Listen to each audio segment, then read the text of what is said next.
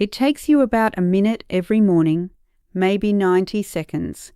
You swing your legs over the side of the bed and your knees won't bend, your lower back feels welded shut, your fingers are stiff and a little swollen, and then slowly it loosens. By the time you're standing at the kitchen counter, it's mostly gone. And because it goes away, you've never really worried about it. You've just quietly filed it under "This is 50 now." I want to spend the next few minutes showing you why that filing is almost exactly backwards, and why the thing that fixes it cost you 2 minutes and $0. Because here's the part that should make you sit up a little. If this were your joints wearing out, if it were damage, it would not politely disappear by 9 o'clock and then come back on a timer the very next morning. Damage doesn't keep office hours. Something is happening in the hours you're unconscious, building up while you sleep, and then dissolving the moment you start to move. Once you understand that pattern, you can get in front of it. This video came together because of one question I kept getting. Different videos, different women, almost the same wording every time. Why is it only bad in the morning? And I sat with that, because that question isn't a side note. It's the whole answer, hiding in plain sight. The fact that it's worst at dawn and gone by mid-morning is the single biggest clue we have, and almost nobody treats it like one. So I went back through the research, the rheumatology side, the sleep science, the hormone studies, and what I found is that morning stiffness after 50 isn't one problem. It's 4 separate things, all of them peaking at the exact same hour of the night, stacking on top of each other. And menopause makes every single one of them worse. Let me walk you through them in the order they actually happen to your body while you sleep.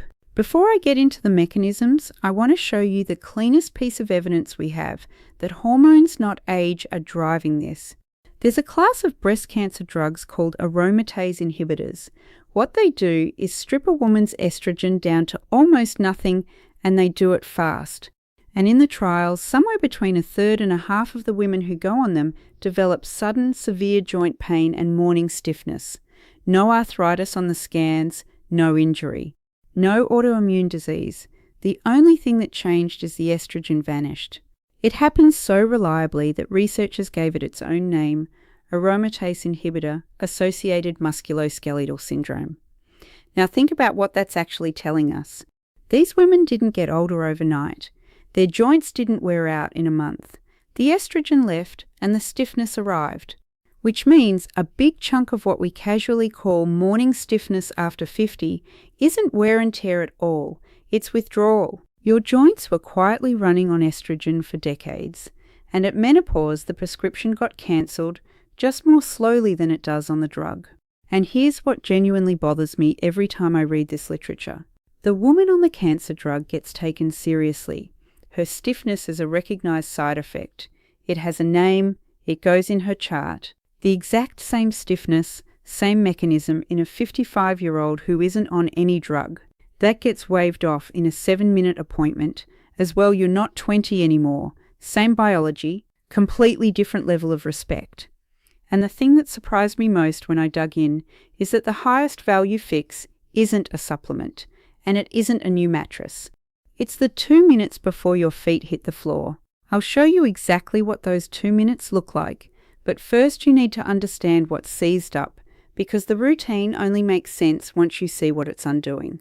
Let me explain what estrogen was actually doing in there, because this is specific to your body, not a general statement about aging. Estrogen isn't only a reproductive hormone. Receptors for it sit directly on the cartilage cells inside your joints, on the lining of the joint capsule, on the cells that build your bone, and on the fibroblasts inside your tendons and ligaments. It's woven through the entire structure, and as long as you had healthy levels of it, it did 2 jobs at once. It kept the cartilage hydrated and springy, and it quietly turned down the local production of the chemicals that cause inflammation. It was a brake on inflammation, sitting inside the joint itself, working 24 hours a day without you ever noticing. After menopause, that brake is gone, and nothing moved in to replace it. So you are not imagining that your body feels years older than the calendar says. Your joints lost their primary protective hormone, and the loss is real and measurable. That's the lens for everything I'm about to show you. 4 mechanisms, 3 habits that pour fuel on the fire, and then the fix. And I want to flag one thing now, because we'll come back to it. The single most common way women in their 50s hurt their lower back is the specific way they get out of bed in the morning. Keep that in the back of your mind. Let's start with the joints themselves. The first thing that seizes up is the fluid inside your joints. The synovial fluid in your knees, your hips, your shoulders isn't like water. It's thick and slippery, closer to oil, and it has a strange property that's central to this whole video. It gets thicker when it sits still, and it thins back out when it moves. Engineers have a word for materials that behave like that: thixotropic. The everyday example is ketchup. Sits solid in the bottle until you shake it, then it flows. Your joint fluid does the same thing. So picture 8 hours of lying still, no movement to keep stirring the fluid. On top of that, your core body temperature naturally dips a little overnight while you sleep, and lower temperature thickens the fluid further. Over those hours, the long molecules in there, the hyaluronic acid chains, drift together and lock up, and the fluid quietly sets. It goes from a slippery oil to a soft gel. So your very first movements in the morning are literally forcing the joint surfaces to grind through a gel. Doctors actually have a clinical name for the stiffness this causes. They call it the gelling phenomenon. Now here's the post-menopause piece. In a young, healthy joint, the friction of those first few movements warms the gel right back to a liquid in well under a minute. That's why a 25-year-old can pop out of bed. But your joint, after menopause, is already sitting in that low-grade inflammation we just talked about. The gel in there is thicker, and it's seeded with inflammatory cells, which makes it more stubborn. It resists breaking down. That's the actual reason your stiffness drags on past the 10 and 15-minute mark, instead of vanishing in 30 seconds. It's not that your joints are more worn, it's that your gel is harder to melt. But honestly, the joints aren't even the part one died lose sleep over. The spine is. Your spinal discs are basically sponges. Each one has a tough outer ring and a soft, water-rich center. And they're the largest structures in your body, with no direct blood supply, which means they can't just get fed by an artery. They survive by soaking water in and squeezing it back out, like a sponge on a daily cycle. During the day, gravity is constantly pressing down on your spine, squeezing water out of those discs. You actually get shorter as the day goes on, by 1 to 2 centimeters. That's not a metaphor. You are measurably shorter standing here tonight than you were this morning. Then you lie down and that downward pressure disappears. So all night long, the discs do the opposite. They drink the water back in. And during deep sleep, when your muscles go completely slack, they're at their absolute most relaxed, and the discs soak up the most fluid. So by dawn, your discs are swollen to maximum, fully rehydrated, plump, and this is the catch: stiff. A fully swollen disc has its outer fibers stretched tight, close to their elastic limit. Your spine first thing in the morning is taller, but it's far more rigid and far less forgiving than it is at any other point in the day. And now look at what most people do the second the alarm goes off.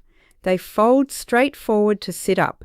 They crunch the torso up off the mattress, essentially a sit-up. You are taking the most pressurized, most swollen, least flexible version of your spine that exists all day and bending it sharply in half, with no warm-up.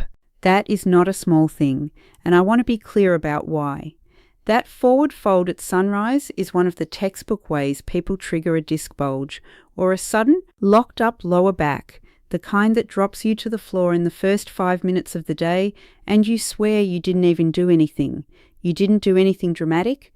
You did one ordinary move at the one moment your spine could least tolerate it. The injury isn't coming from the decades. It's coming from one motion, repeated every single morning at exactly the wrong time. And the reason all of this, the gel, the swollen discs, peaks right at sunrise instead of, say, midnight, that isn't a coincidence either. It's running on a clock. Your body makes its own anti-inflammatory. It's called cortisol, and yes, it's the same hormone everyone calls the stress hormone. But one of its main jobs is to keep inflammation in check, and it doesn't release at a steady level. It runs on a strict daily rhythm. Cortisol bottoms out in the middle of the night, somewhere around 2 or 3 in the morning, and then climbs back up to peak right around the time you wake. Now watch the collision that creates. That window in the dead of night, when your cortisol is at its absolute lowest, is exactly when your immune system clocks in for its overnight shift. While you sleep, your immune cells go around repairing micro damage and patrolling for problems, and as they work, they release a wave of inflammatory messengers. The big ones are interleukin-1s, interleukins-X, and TNF-alpha. And here's the menopause layer again. Those exact same messengers run higher across the board after the hormonal shift. There's even a name for that creeping rise, inflammaging. So put it together. Overnight, you have maximum inflammatory signal being released, the minimum amount of your natural brake to hold it down, and because you're lying still, none of the muscle movement that normally pumps that inflammatory waste out through your lymphatic system during the day. It has nowhere to go. It just pulls in and around the joints, and the concentration climbs all night until it hits its peak in the early morning hours. That's the chemistry behind why dawn is the single worst moment of your day for pain and stiffness, not the years on your joints, the hour on the clock. There's one more layer here that's easy to miss. At night, there's almost no other sensory input competing for your brain's attention. No work, no noise, no conversation. And in that silence, your nervous system actually turns up the volume on pain signals. So the same inflammation that you might shrug off at 2 in the afternoon gets perceived more sharply at 6 in the morning, because there's nothing else for your brain to listen to. The pain is partly real chemistry, and partly your nervous system with the volume knob cranked. And there's a fourth mechanism that has nothing to do with the joints or the spine. It's in the tissue that wraps around all of it. Wrapped around every muscle in your body is a thin sheet of connective tissue called fascia, and the layers of it are supposed to glide smoothly over each other. That gliding is a big part of what lets you move freely. What makes them glide is a thin layer of lubricant between the sheets, made of, you guessed it, hyaluronic acid, the same molecule from the joint fluid. During the day, all your movement keeps that lubricant thin and fluid. The shearing force of your muscles contracting constantly breaks the hyaluronic acid down into small, slippery pieces. But at night, with no movement for 8 hours, that breakdown slows way down, and the hyaluronic acid starts to pile up and clump into thick, dense chains. Researchers call this densification. The lubricant stops being a lubricant and turns into something more like glue. So the layers of fascia that should slide are now stuck to each other. And that's the source of a very specific morning sensation that women describe to me all the time. Not sharp joint pain, but a full body tightness, like waking up wrapped in a corset that's a size too small. Like your whole body needs to be peeled apart before it'll move. That's the glued fascia. And every time you stretch in the morning and feel that deep resistance that slowly gives way, that's you mechanically breaking those clumps back down. Which, by the way, is the entire reason the morning routine I'm about to give you works. Now let me show you the things you might be doing that make all 4 of these dramatically worse. So that's what your body is doing on its own, every night, for free. The genuinely frustrating part is how many ordinary, well-meaning nighttime habits make every one of those 4 mechanisms worse. There are 4 of them, and I'd bet most of you have at least 2. Number 1, and it's the worst one, sleeping on your stomach. Your body simply is not built to breathe face down into a mattress. So to get air, your neck has to stay cranked 70, 80, sometimes 90 degrees to one side for hours. That does 2 bad things at once. It crushes the small joints on the side you're turned toward, and it overstretches the ligaments on the opposite side, which is what sets off those reflex neck spasms. And down at the bottom, your lower back is forced into a deep arch all night, with the relaxed weight of your torso sinking into the bed and jamming the back edges of your discs. Here's a quick self-check. If you wake up with a stiff neck that won't turn and a sore lower back, and you sleep face down, you've very likely just found your single biggest culprit, and it's free to fix. You just have to retrain the position. Number 2 is your pillow. And the problem is that the wrong one keeps your neck muscles working all night instead of letting them switch off. When researchers actually measure muscle activity during sleep, Anytime your neck is out of its neutral line, the muscles are firing to try to hold it for hours when they should be resting. Too high a pillow or too stacked together on your back bends your neck forward all night. That's text neck, except you're unconscious and can't correct it, and you wake up with a tension headache and tight shoulders. Too flat on your side and your head drops sideways toward the mattress, pinching the nerves on that side and squeezing the arteries that feed your head. The fix is almost boringly simple, and it's the same target whether you're on your back or your side, one pillow that keeps your nose lined up with the center of your chest. That's it, nose over the breastbone. If you're a side sleeper, that usually means a slightly thicker pillow to fill the gap from your shoulder. On your back, a thinner one. Aim for the nose to chest line and your neck muscles finally get to clock out. Number 3 has been backwards for decades, and a lot of doctors still get it wrong. We were all told that a hard, firm mattress is good for your back. A randomized trial published in The Lancet finally tested it properly. 313 people with chronic low back pain, followed for 90 days, comparing a firm mattress against a medium firm one. The medium firm group came out clearly ahead, with meaningfully less pain. Here's why. A too firm mattress refuses to follow the curves of your body, so instead of being supported evenly, all your weight lands on the bony points that stick out, your hips and shoulders when you're on your side. Those become pressure points that choke off the little blood vessels in the skin, and to escape that, you shift position constantly all night in tiny micro wake-ups you never remember. Your sleep gets shredded without you having any idea why. But, and this matters, because people overcorrect, too soft is wrong in the other direction.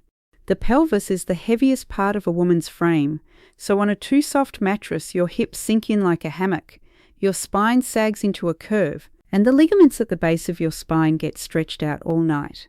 Medium firm is the sweet spot that's soft enough to let your shoulders and hips settle in, but firm enough to keep your spine flat and level. The fourth one is less about position and more about prep, and it's 2 halves. The first half is hydration. Remember, your discs spend all night drinking water back in. If you go to bed dehydrated, there's simply less water available for them to soak up, and they don't fully reinflate. So you wake up shorter, stiffer, and the discs are doing less of their overnight repair. But, and this is the part people get wrong, the answer is not to chug a big glass of water at bedtime, because that just wakes you up to use the bathroom and destroys your deep sleep, which is when most of the repair happens anyway. The second half is movement, or rather the lack of it. Going to bed with a body that hasn't moved or stretched in hours means all 4 of those mechanisms, the gel, the swollen tight discs, the glued fascia, get to set up completely undisturbed for 8 hours. A little gentle stretching in the evening does something clever. It creates a slight negative pressure inside the discs, almost like a suction, which actually helps them pull water in more efficiently overnight. So a dry, completely still night isn't neutral. It's actively setting you up for the worst version of the morning. I'll give you the exact timing for both of these in a minute. Let me pull this together before I give you the fix, because the fix only makes sense once you can see the whole picture. 4 things seize up while you sleep. Your joint fluid turns to gel. Your discs swell up tight and rigid by dawn. Your inflammation peaks at the exact hour your natural break is lowest. And the fascia around your muscles glues itself together. And then 4 ordinary habits pile right on top. Sleeping on your stomach, the wrong pillow, a too firm mattress, and going to bed dry and stiff. That's the full machine working against you every night. Now here's how you take most of it apart in 2 minutes. Okay, the thing I promised at the very start, the single highest value change in this whole video isn't a pill and it isn't a new mattress. It's the 2 minutes before you stand up. And once you understand the mechanisms, the logic is almost obvious.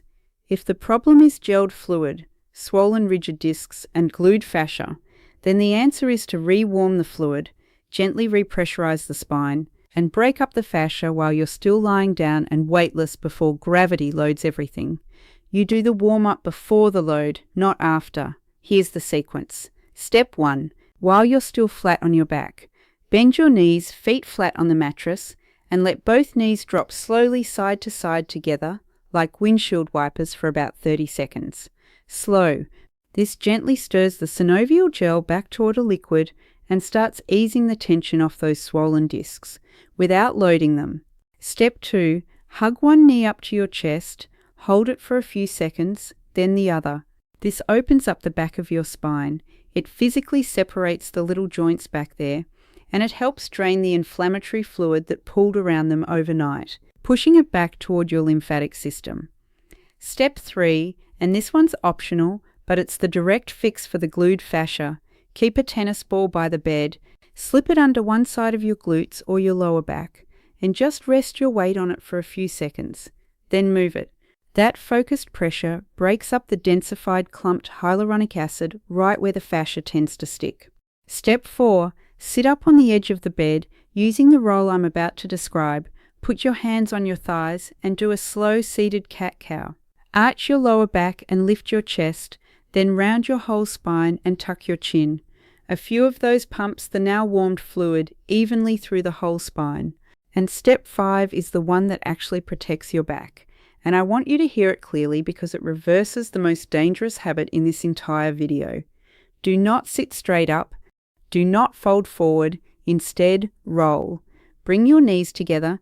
Gently tighten your stomach so your shoulders and hips move as one solid piece, and turn your whole body onto your side, like a log rolling in one segment, no twisting through the middle.